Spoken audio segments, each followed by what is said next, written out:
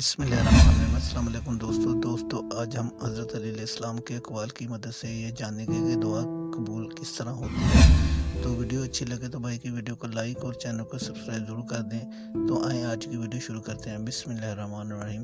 حضرت علی علیہ السلام نے فرمایا، جس شخص کی امیدیں چھوٹی ہوتی ہیں اس کے عمل بھی درست ہوتے ہیں۔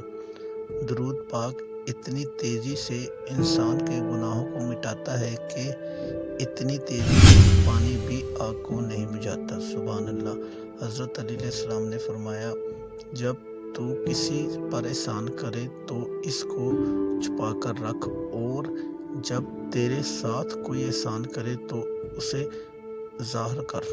دوستو حضرت علی علیہ السلام نے فرمایا، جو شخص بے بسی کے وقت 5 بار یا ربنا کہے، اللہ پاک اسے جو دعا مانگتا ہے وہ عطا کرتا ہے۔ سبحان اللہ۔ دوستو ویڈیو کو لائک اور چینل کو سبسکرائب کریں۔ انشاءاللہ ملتے ہیں نیکسٹ ویڈیو میں۔ السلام علیکم۔